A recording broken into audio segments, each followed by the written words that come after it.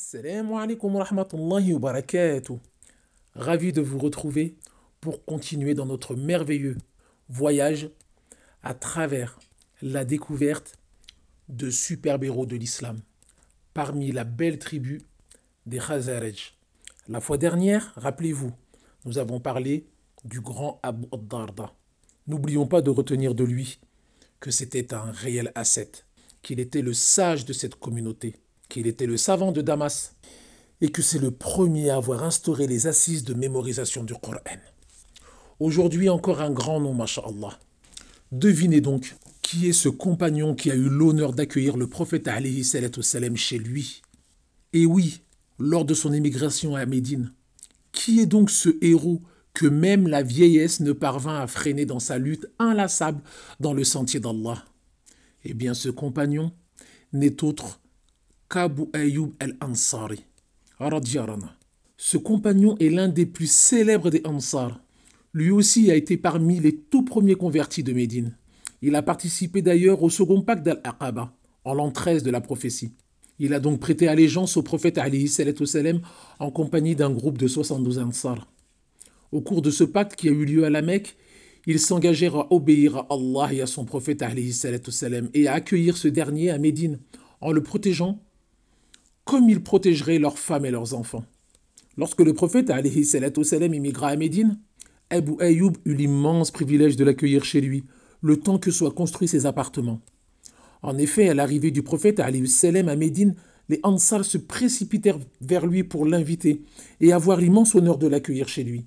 Chacun tirait la bride de sa chamelle dans sa direction. Le prophète sallallahu alayhi salatu wassalam leur dit alors « Laissez-la, elle est certes guidée par Allah ». La chamelle poursuivit alors sa route. Les Médinois la suivaient à la trace, chacun espérant qu'elle s'arrête devant sa maison. Allah fit alors que la chamelle s'arrête devant la maison de notre compagnon du jour, Abu Ayyub al-Ansari. C'est ainsi qu'il a eu le privilège d'accueillir et de cohabiter avec le prophète alayhi salatu wassalam pas moins de 7 mois. Une fois le prophète alayhi salam installé dans ses appartements, il demeura un de ses plus proches voisins et restèrent très liés. Qui ne rêverait pas d'avoir le prophète alayhi salam comme voisin? Un jour de forte chaleur, le prophète alayhi salam sortit de chez lui. Il rencontra Abu Bakr et Omar et leur demanda « Qu'est-ce qui vous a donc fait sortir de vos demeures à une heure pareille ?»« La faim, ô messager d'Allah, répondirent-ils. Le prophète alayhi salatu wassalam dit alors « Par celui qui détient mon âme dans sa main, c'est la même raison qui m'a poussé à sortir de chez moi. Levez-vous. » Ils se levèrent et se rendirent chez Abu Ayyub al-Ansari, mais celui-ci n'était pas chez lui. Lorsque sa femme vit le prophète alayhi salatu wassalam, elle s'exclama « Soyez les bienvenus !» Le prophète alayhi salam lui répondit « Où est ton mari ?»« Il est parti à la recherche d'eau fraîche, répondit-elle.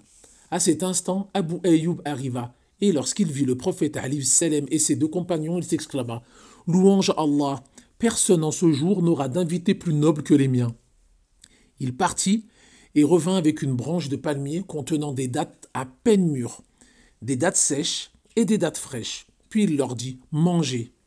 Ensuite il prit un couteau, mais le prophète alayhi salatu wassalam l'interpella en ces termes « Surtout ne sacrifie pas de bêtes laitières ». Il égorgea en leur honneur une brebis. Ils en mangèrent ainsi que des dattes et ils burent de l'eau.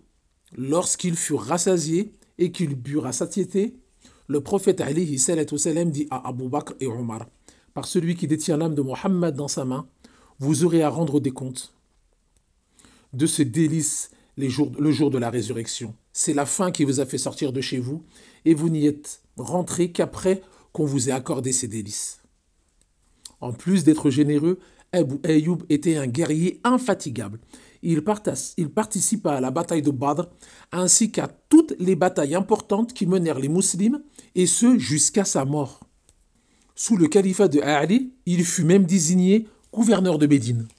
Et Muawiyah, au cours de son califat, envoya son fils Yazid à la tête d'une armée pour attaquer la célèbre ville de Constantinople. Abu Ayyub avait alors 80 ans, mais cela ne l'empêcha pas de se joindre à l'armée musulmane. Lorsque on lui faisait remarquer qu'il était trop vieux pour combattre, il répétait ce verset du Coran « Léger ou lourd, lancez-vous au combat et luttez avec vos biens et vos personnes dans le sentier d'Allah. Cela est meilleur pour vous, si vous saviez. » Surat At-Tawbah, verset 41. Au cours du siège de la ville, Abu Ayyub tomba gravement malade. Yazid se rendit à son chevet et lui dit « Quel est ton dernier souhait ?» Et Abu Ayyub lui répondit « Lorsque la mort se présentera à moi, transporte mon corps le plus proche possible de l'ennemi. Lorsque tu n'auras plus la possibilité d'avancer, enterre-moi donc. » Il fut enterré aux portes de Constantinople, devenue Istanbul de nos jours, la plus grande ville de Turquie, et c'était en l'an 52 de l'Hégire. Puisse Allah agréer ce héros de l'islam.